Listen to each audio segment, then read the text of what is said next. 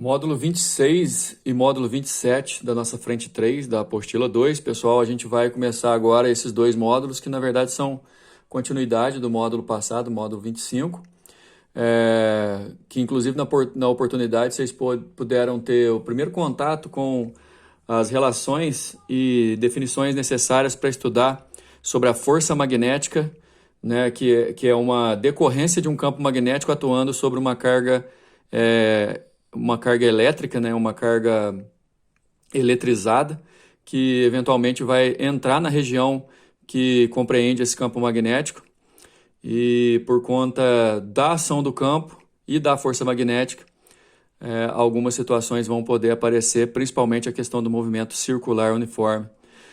A gente sabe que quando uma carga elétrica em movimento num campo, dependendo da situação, principalmente em relação ao vetor velocidade e ao vetor campo magnético e ao ângulo que esses dois vetores formam entre si, pode aparecer uma força que a gente conhece como força magnética de Lorentz.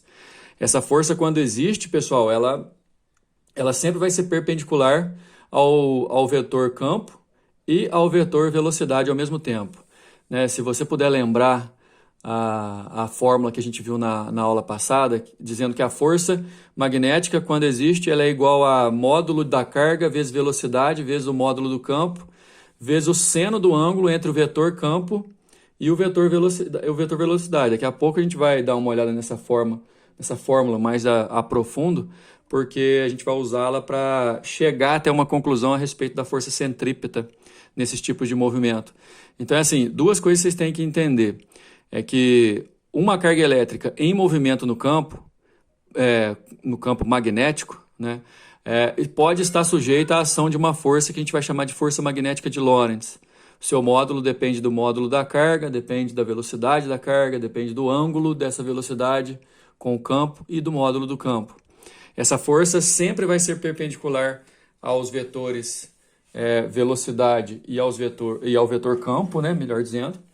E ela respeita a regra da mão esquerda, que a gente estudou na aula passada. E aí a conclusão é que essa força magnética pode ser uma força centrípeta, né, atuando num corpo, porque força centrípeta sempre vai ser perpendicular ao vetor velocidade enquanto o movimento for circular.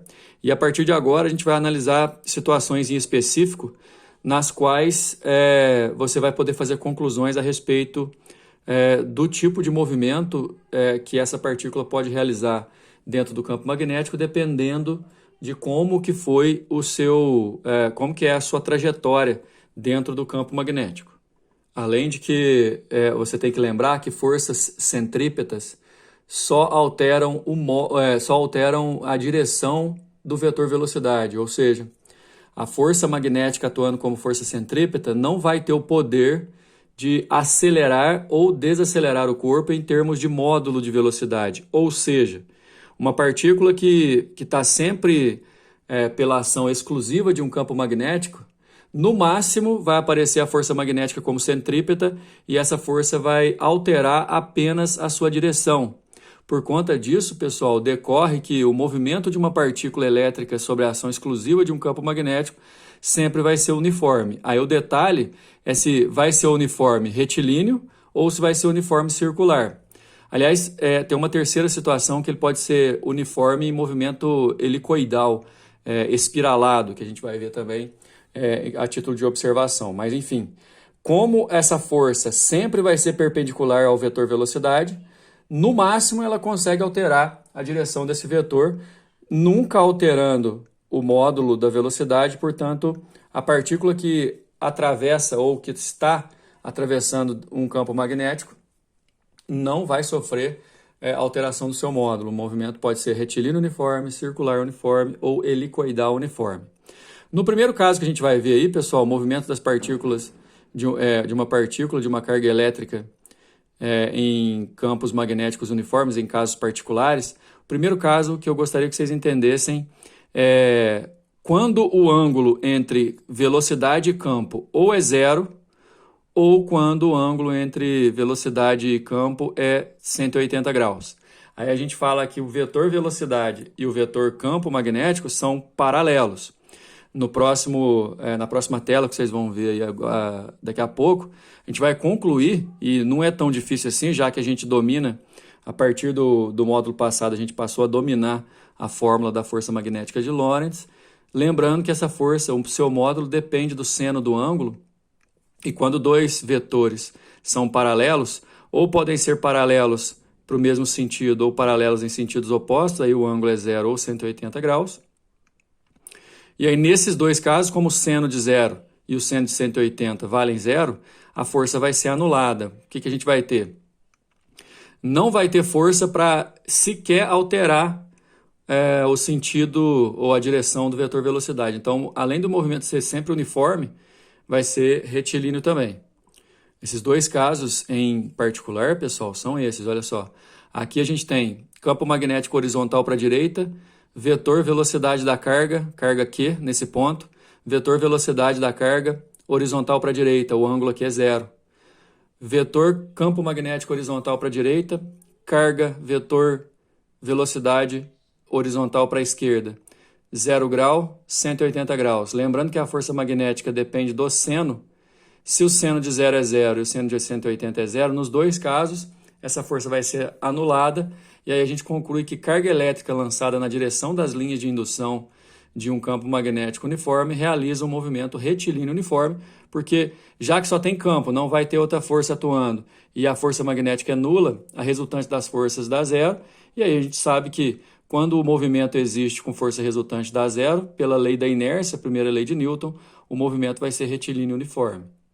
No segundo caso, pessoal, é quando a carga elétrica é lançada perpendicularmente às linhas de indução do campo magnético, e eu me lembro de falar para vocês na aula passada que nesse caso, como a força vai depender do seno do ângulo e o seno de 90 é o máximo possível, que vale 1, a gente vai ter a força magnética máxima nesse caso, e aí essa força magnética vai atuar perpendicularmente ao vetor velocidade, ocasionando o que a gente chama de força magnética centrípeta.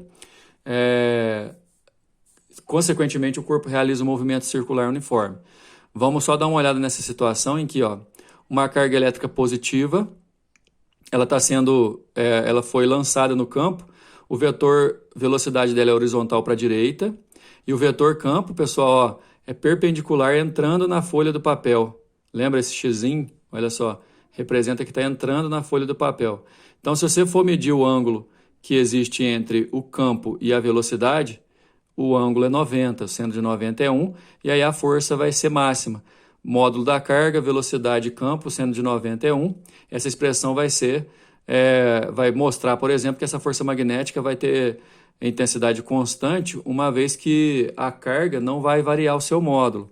Nesse caso, a partícula executa um movimento circular uniforme, onde o tempo inteiro a força magnética vai ser perpendicular ao vetor velocidade, naturalmente ela já é assim, só que em consequência do movimento essa força vai ser a única força atuante apontada para o centro e responsável pelo giro circular dessa partícula, ou seja, essa força magnética vai atuar como uma força centrípeta.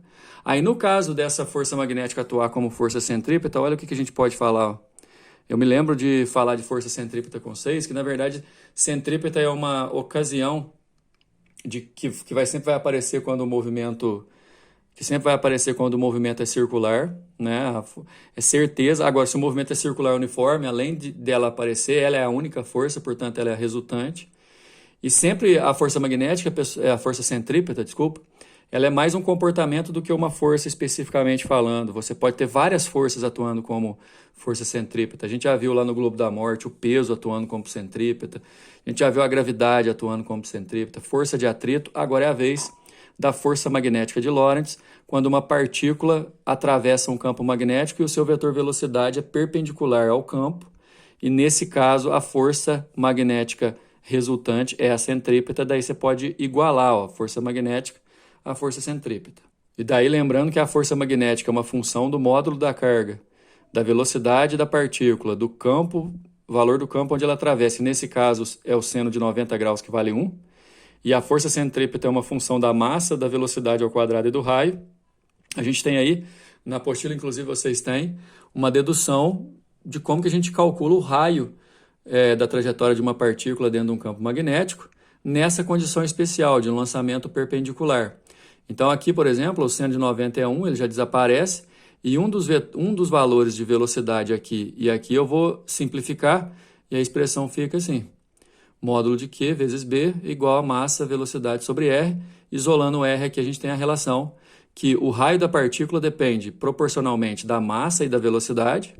Então, nesse caso, por exemplo, se eu lançar um elétron e um próton com as mesmas condições de girar em movimento circular, como o próton tem muito mais massa que o elétron, se os dois tiverem a mesma velocidade no mesmo campo, o próton vai fazer uma trajetória de raio muito maior, né? Mas também é uma função inversa do módulo da carga e do valor do campo. Como o movimento vai ser circular, pessoal, e uniforme, a gente vai ter que se adequar a alguns termos que são usuais do movimento circular. Por exemplo, circular uniforme, por exemplo, calcular a velocidade em função do raio do período. Período que é o tempo gasto para uma volta completa em movimento uniforme, que eu posso achar fazendo esse isolamento aqui e substituindo R por mv sobre módulo de QB, tá vendo? Aí eu posso cortar a velocidade, a relação do período. Isso aqui, obviamente, você não precisa decorar. Se quer, você precisa decorar a relação do raio, tá? Você pode, toda vez que precisar, igualar a magnética com a centrípeta e chegar a essa conclusão. Movimento circular é uma coisa que a gente já viu 2 vezes, né? Lá no primeiro ano e esse ano a gente já fez revisão. Então é só você fazer as substituições cabíveis. E, pessoal, só a título de observação, dificilmente vai aparecer. Eu acho que no módulo 27 a gente vai ter um exercício que vai chegar a mostrar um movimento desse tipo aqui. A questão, galera, é que se a partícula tem uma velocidade e forma a velocidade um ângulo θ com as linhas do campo, e esse θ não for nem 0, nem 180, nem 90, que foram os 2 primeiros casos que a gente viu, quando é 0 ou 180, não existe força. Aí o movimento é retilíneo uniforme. Quando é 90, existe a força magnética, que é centrípeta, é circular uniforme. Quando o ângulo é entre 0 e 90, você vai ter um movimento helicoidal, mas sempre com o mesmo módulo. E o raio, além de depender da massa, velocidade, módulo da carga e do campo, vai depender também do seno do ângulo, obviamente. Na fórmula anterior do raio que a gente acabou de ver aí, às vezes até você pode até colocar o seno lá, mas só que o seno lá é 90, né? Igual eu representei. Vai dar 1, não vai fazer diferença. Mas aqui, ó, é uma trajetória helicoidal. Encara esse terceiro caso como um caso especial, ok? Bom, então, pessoal, a questão é que agora eu precisei afastar um pouco a câmera, porque nos exercícios a gente vai utilizar a regra da mão esquerda para poder fazer algumas conclusões. Além de que a gente vai ter que fazer alguns cálculos também. Esses cálculos envolvem cálculo de raio, cálculo de valor de força, força centrípeta, velocidade. Mas vamos lá para o exercício número 1. Olha só. Uma partícula eletrizada de massa m e carga elétrica positiva Q é lançada no interior de um campo magnético B com velocidade v perpendicular ao campo. A figura ilustra o lançamento. Hoje em dia a gente já tem condições, pessoal, de chegar a essa situação, lembrando a regra da mão esquerda. Vamos lá calcular. Lembrando que a regra da mão esquerda, ela utiliza a mão nessa posição, vetor força é indicado pelo dedo polegar, vetor campo indicado pelo dedo indicador, e o dedo médio vai indicar o vetor velocidade da partícula. Então, no nosso caso, o que a gente vai fazer? A gente vai colocar a mão esquerda mostrando o dedo indicador entrando na folha, porque olha só, o campo magnético está entrando. Na posição, a gente tem que manter o dedo médio mostrando a velocidade para cima, e nessa situação, ó, o vetor que é representado pelo dedo polegar, que é a nossa força, vai estar para a esquerda. Então, usando a regra da mão esquerda, a conclusão, pessoal, é que o vetor força, a partir daqui, ó, do movimento da partícula dentro do campo, é um vetor para a esquerda. Aí o exercício coloca ali, note a dot, que a massa da partícula é 4 vezes 10 a menos 10. A sua carga vale 2 microcoulombs. Essa letrinha aí, o mi, pessoal, o micro significa 10 a menos 6. Né? Essa daqui, ó, 10 a menos 6. E a velocidade é 300 metros por segundo, enquanto o campo vale 2 Tesla. Aí o exercício pede, na letra, eu vou ler as questões todas, porque aí a gente vai ver a resolução daqui a pouco. Determine o módulo, direção e sentido da força magnética no instante do lançamento. Direção e sentido horizontal para a esquerda, a gente já definiu, falta só calcular o valor.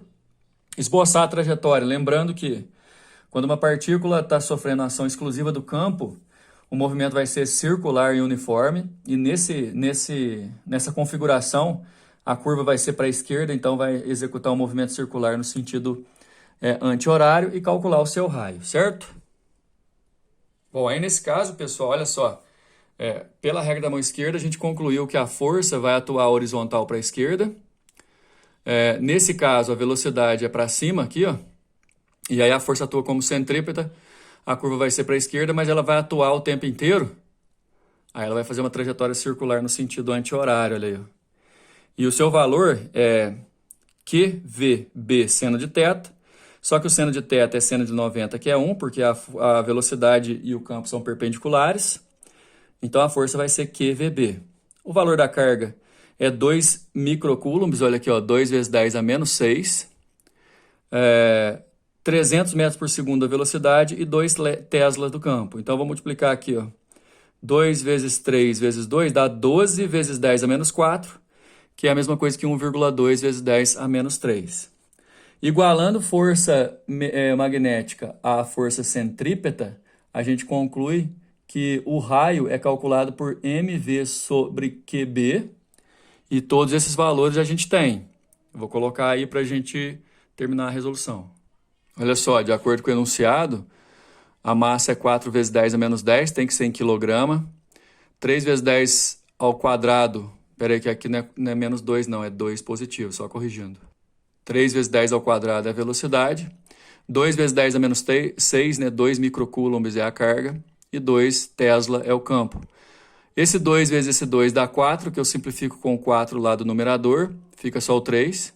10 a menos 10 com 10 a 2 dá 10 a menos 8. Menos 6 vai dar 10 a menos 2 metros. Vamos corrigir aqui também, está errado aqui. 3 vezes 10 a menos 2 metros, essa resposta está em metro. E é a mesma coisa que 3 centímetros. Número 2, pessoal. Duas partículas de cargas elétricas QA e QB de massas iguais são lançadas perpendicularmente às linhas de indução magnética no interior de um campo magnético B constante no espaço e no tempo. Bom, o importante é que elas foram lançadas perpendicularmente, então a força magnética é máxima e vai atuar como centrípeta. As duas cargas têm massas iguais, certo? Então é importante a gente levar isso em consideração, porque a massa alteraria o raio, né? E vamos lá, a partir da trajetória representada na figura, em que x representa o campo magnético entrando perpendicularmente no plano da página, é possível afirmar a natureza elétrica das cargas A e B sejam, respectivamente, é para a gente falar se ela, carga A e carga B, se é positiva ou negativa, lembrando que quando você aplica a regra da mão esquerda, a carga positiva, ela respeita o sentido dos vetores que você está usando, a carga negativa inverte. Então, vamos começar pela carga A. Ó, de novo, regra da mão esquerda, nessa posição. A partícula da carga A, ela foi lançada num campo que está entrando na folha do papel. Então, eu vou colocar o dedo indicador entrando na folha do papel. E olha o vetor velocidade dela, que é horizontal para a direita. Você vai fazer exatamente isso. Nesse caso, o valor da força vai dar para cima. Vou até colocar aqui.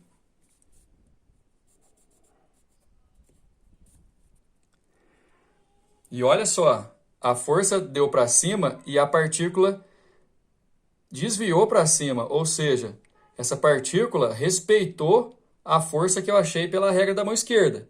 Nesse caso, então, ela é positiva. Agora, a partícula que está aqui, ó, QB, eu vou fazer basicamente a mesma coisa, só que eu vou ter que inverter minha mão. Olha só, eu vou colocar o campo magnético, que é o indicador, entrando, o dedo médio da velocidade para a esquerda, ela foi lançada para a esquerda, e aí a força está dando para baixo. Só que a força nela, pela regra, deu para baixo, mas ela está deflexionando para cima. Então é certeza que ela está indo contra. Então olha só o desenho da resolução. Pela regra da mão esquerda, você vai concluir que o vetor força da carga A deveria ser para cima. E tá, porque ela vira para cima. O da letra B, o da carga B, desculpa, pela regra da mão esquerda dá para baixo, só que ela está indo para cima e quando inverte o comportamento é porque é negativo. Então, respectivamente, a carga A é positiva e a carga B é negativa. A nossa resposta é a letra D. Olha só o número 3, pessoal. Uma forma de separar diferentes partículas carregadas é acelerá-las utilizando placas que possuem diferença de potencial elétrico V, de modo que adquiram um movimento retilíneo para, em seguida, lançá-las em uma região onde atua um campo magnético uniforme B. Se o campo magnético atuar em direção perpendicular à velocidade v das partículas, elas passam a descrever trajetórias circulares e, dependendo das suas características, com raios de curvatura diferentes. É exatamente disso que a gente está falando nessa aula, né, pessoal? O raio vai depender da massa, da carga, da velocidade. A figura ilustra o esquema de um possível equipamento que possui funcionamento similar ao descrito.